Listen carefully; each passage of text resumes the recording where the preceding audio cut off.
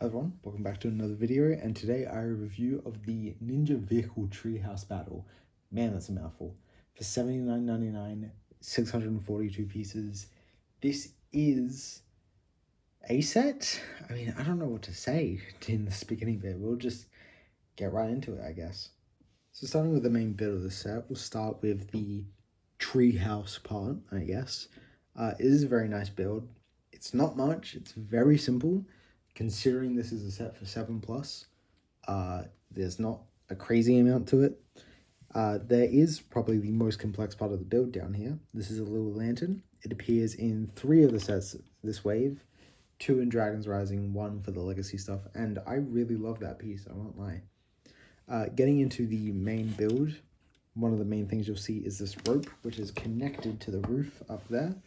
That is just an in-universe way for our ninja to climb up just like that, and you can always have them catch on anywhere and swing around, and it's just an easy way to get from the bottom to the top. Yeah, I mean, that's basically it.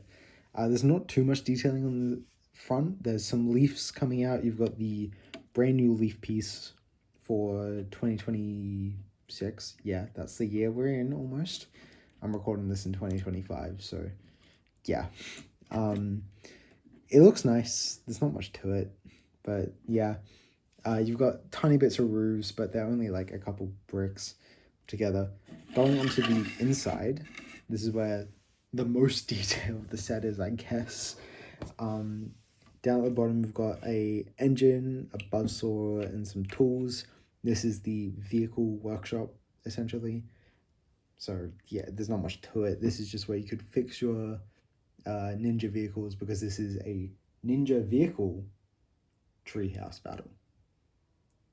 Those come first, apparently, even though the bulk of the build is the treehouse, but it's not a tree. There's just too much to it. But yeah, you got some standing room, not much, but there's a nice little bit in each of the levels. The bottom has the most, the top has the least. Up here at the top, you've got a single weapon rack, so it stores a sai, and then you could store another sword or something. You got a teapot down here, and then right here you got a little play feature where if you pull this pin right here, it will just roll out. So we'll see that from the front. You pull the pin, and then it rolls on out. So you get 2 of these, so you can have one loaded up and then one ready to get loaded up. But yeah, it's nice. It comes loose really easily if you're just moving the set around and you've put it in and you've just forgotten, which has happened to me twice already. But yeah, it's all right. I don't have much to say. Looking up at the top of this, you've got the big tree top to it, which is a couple pieces. Yeah, it's not great. I don't have much to say about it. It just feels very bland. Continuing on to the side, you have this little bridge, and there's a cool play feature about this bridge. Say you've got a Loyalist coming along like this, and they're halfway through the bridge. You can turn this dial here and knock them off, which is really cool. I do like that. It's a nice little play feature. Definitely something that I feel like this set would have been so bad without. But yeah, that sits over this nice little water area, which looks really nice. I really like the build in this area specifically. This portion of it just feels really nice for some reason. Coming around the back, you can see we've got a ladder up, and then there's a little cabin in there which has a single bone piece, which means canonically something had died in this set, I guess. But yeah, I mean, that's nice. It is a very simple build. I mean, I don't have much else to say about it. And then up here, I got a little stud shooter. Well, there is a little stud shooter. You can turn around and fire. However, I have lost the stud to that because this is my second time recording this, unfortunately. I just realized that. That's kind of annoying. But yeah, that's basically it to the main treehouse. There's not a crazy amount to say. It feels very simple. It is very simple to build. And yeah, I mean, that's kind of the consensus of the whole set. But let's get on to the 2 pretty big side builds. Our first side build is a Kai motorcycle. Yep, that's another Kai motorcycle. It's alright. I mean, it feels very big. This was all just one bag, which is actually kind of surprising, but there's also not a ton to it. Yeah, it's got some stickers. This is one of the very few sets this wave to actually have stickers, which is really interesting. Only 3 of the Dragon's Rising sets have stickers, which is just, it's nice not to have a ton, especially in a set that's supposed to be very simplistic. Looking at the front, you got 2 stud shooters, which I won't fire off because I don't want to lose these ones as well. You got very big wheels, got some lights at the front as well, and then you've got the boosters on the side. And then you got this back piece. I don't really get it. It's supposed to be like a spoiler, I think, but it feels so out of place. I just use it because it keeps it standing up on my display, because this set, or this build, does not stand at all, and it's really annoying. But yeah, you've got a little seating area where you can get either Kai sitting like that, or you can get him a little further ahead where he's on all the studs. Ooh. And yeah, you could have him hold onto the handlebars. That's just too much effort for a very mediocre build right now. But yeah, I mean, not much to it. It looks alright. It's alright. It's just another Kai bike, which I get. It's a simple build. This is probably going to be some kid's first Ninjago set. Slightly more expensive Ninjago set. This is probably going to be their first time getting a Kai bike. So it's fine. It's just, it's not much. I wish there was more. I wish this, actually, I wish this wasn't here and we had more focus on the treehouse part, because I think the other vehicle is actually decent, at least, but we'll get to that next. So our second vehicle, one that I think is better, is the Zane helicopter. Again, very simplistic. This is a one bag build as well, but I think it works so much better. I love the design at the front. Uses the dragon head similar to his dragon jet from Crystallized. Then you just got a simple spot to sit Zane down at the front. My only complaint is I wish there was some sort of control panel at the front, because it just feels a little bit bland like that. But that's just kind of a personal thing. You've got 2 engines up top, as well as like intake, and then the main engine at the top as well. You've got the wings, which can be moved up or down. Not so much up, that's probably the highest they can go, but they can get moved down all the way, which actually that doesn't look half bad. I like having them down a bit because it does make it a bit slimmer, and especially helps putting it on display. And then coming to the back, you've just got a very simple tail design. You've got the arrow blades with just some simple spokes out, which you can spin just like that. You've got some spots for Zane's swords as well. You've got spots for a couple swords. These are technically a part of the build, but you can always take them off and use them as weapons. But the main part of the build is this giant rotor, which I really like. You can easily spin it using a gear at the back. And the thing I like most about it is the actual blades of these gold pieces. However, there's the giant crystallized piece in Translight Blue, which was also used on the Ice Dragon. But when you're spinning it, it feels like an after effect of the blade spinning. So they're spinning with ice energy almost. I really like that design. And then there's 2 more stickers on this build as well, on either wing. And then there's also a little shuriken on the wing. And then, yeah, the stickers on the tail. How could I forget?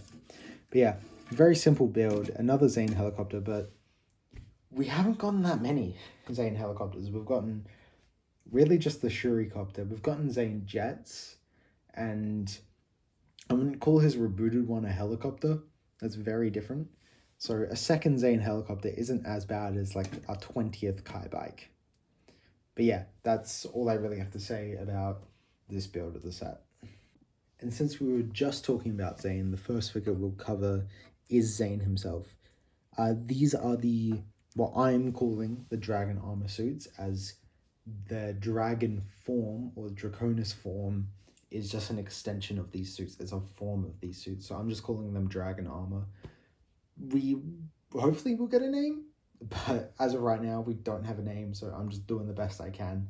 If it gets figured out and you guys are seeing this in the future, Please don't correct me on it, because at this point in time, we have no idea what it could be.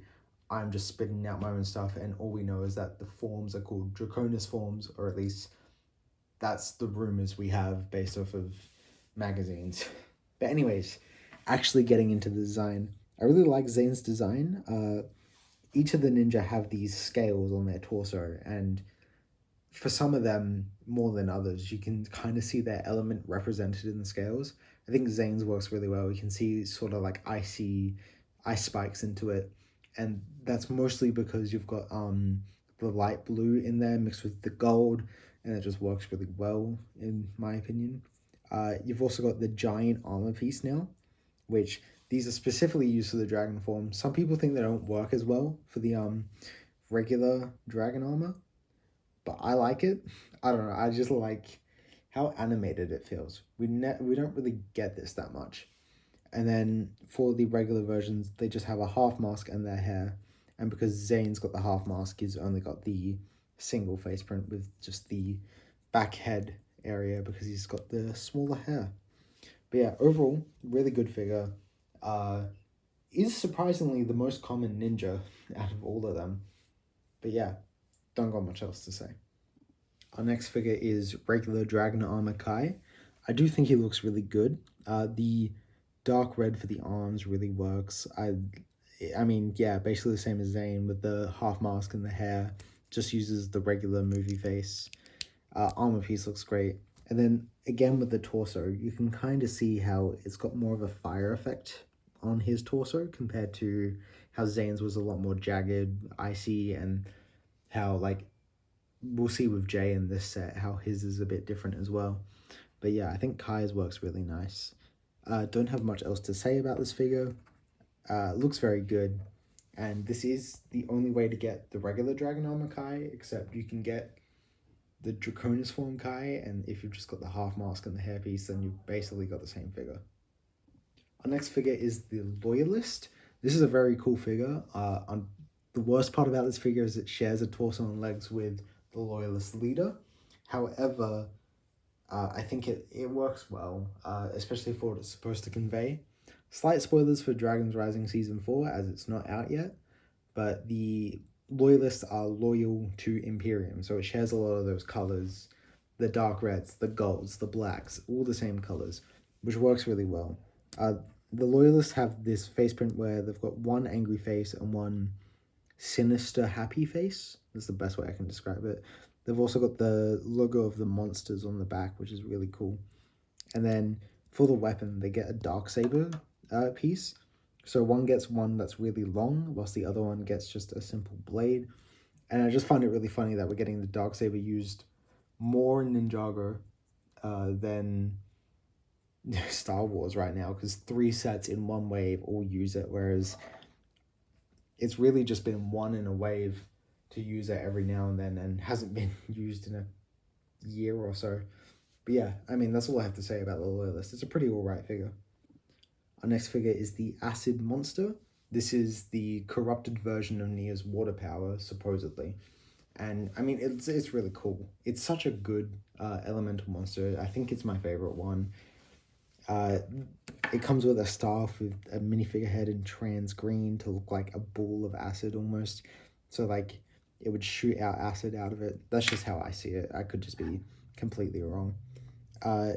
Uses the serpentine tail piece in purple, so basically Pythor confirmed for 2026. I'm kidding.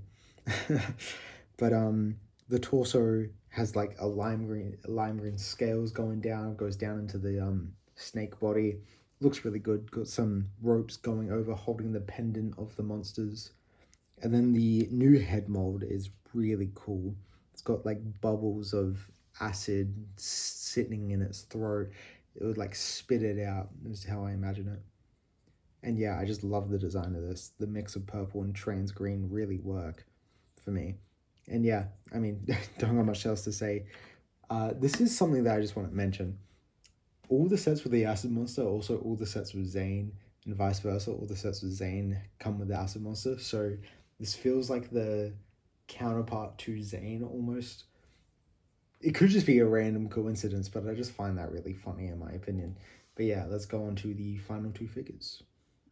So our next figure is Draconis form Jay. Jay is back to being a full ninja in this wave, so he gets his dragon form. Supposedly, this will be where he unlocks his memories and then he gets his dragon form or something like that. That would be really cool. But yeah, I mean, going into the torso, as I was saying before with Kai and Zane, you can see how it's a lot more jagged compared to Zane, where it's more like eye spikes. But yeah, he's got the banana yellow arms, the regular blue tail and wings, which work really well. And then this new mask, which is jewel molded in the banana yellow and blue. And then the Dragon's Rising face to get the face print under the eyes, which is what we will be seeing in Season 4, supposedly. And that looks really cool. I really like that. But yeah, let's go on to the final figure. Then our final figure of the set is Euphrasia, who looks really good. She comes with these elemental wind blast pieces. Very nice to see. Comes with the, I believe it's the same hairpiece, just a generic hairpiece, and also just a generic face, which is constantly happy. But I love her torso and like detailing. They've got some metallic on it as well, so it shines. She's got a little bit of back detailing as well. Yeah, exclusive to the set, mind you. So it's really cool to get her. I imagine she'll feature somewhat in Season 4, I hope. And yeah, it looks really cool. I'm very happy we got her. Don't have much to say about it though, because it's a very simple figure. So that was my review of the Ninja Vehicle Treehouse battle. Still such a mouthful of a name. I don't hate the set. I'll say that now. It was, I wouldn't say a fun build, but it was a good build overall. It's just, is it worth $80? Not really. You do get a substantial amount of stuff. You get 2 exclusive figures, one of the coolest villains of the wave, but you can spend a little bit more and get the Dragon of Life, or you can spend less and get 1 less figure in a set. I don't know. I'm just really mixed on it. It's a really simple build. It's definitely made for newer audiences who don't have the same stuff that us bigger fans have. But also, I wish there was more to the Treehouse. I wish, I don't know, you get rid of the Kai bike and you give the Treehouse something, or you give the villains a bike or something instead of Kai, just because the villains are going up against 2 vehicles and a full Treehouse, whereas, yeah, it just feels like they could have done this better. If you are gonna get this set, I mean, there's definitely draws to it. There's the J and the Euphrasia for sure, and if you're going for every figure, obviously you need this set for those 2. And I mean, if you want every figure but you don't have all the budget to just get it right away, wait for this to go on sale. I mean, getting it at 60 or 55, probably the best price. I mean, it is still a very substantial build. It looks great on a shelf with every other set. It just, it feels like it's missing something, and I can't fully recommend it. I don't hate the set. It's not a bad build. I don't think any of the sets have been bad. Some have been kind of bad value, but no set has been bad. This is probably the worst. I mean, hell, I even forgot, as I was getting the sets, I felt like I was missing something, and yeah, it was this set for a moment until I figured out where it was and picked it up. That's just because I was counting in my head how many sets I need. But yeah, it is definitely the most forgettable one. But once you've actually got it on your shelf, once you've actually built it, it's not one you forget so easily, because it was a fun build. It looks good on a shelf. But you compare it to everything else that's come out in January, and it's just not at that same standard. I feel like I'm ranting on about this, but it's really not that deep. It's just, I wish there was a bit more to it, or it was just a bit cheaper. those two factors would make this a really good starter set for new Ninjago fans. It's just because they were doing that sort of starter set, it hurts us bigger Ninjago fans who want cool newer things that we haven't seen before, like even the transforming car. We've never had a car that transforms like that, or the mission mech where the whole thing is, it changes different weapons it can use, and I mean just the fact that it was the golem form, and then obviously the anniversary sets are so different. But yeah, I think that's all I have to say about the set. It is a lot, and I don't hate it. It just is forgetful. But yeah, thank you guys for watching. This will be one of my last reviews of the wave. Obviously, I know I still have the Old Town to do, and then I've got the small little $10 sets, but I'll cover those later. There's no rush on those. I just want to get that Old Town out next, hopefully. But yeah, thank you guys for watching, and I'll see you guys in the next one. Peace.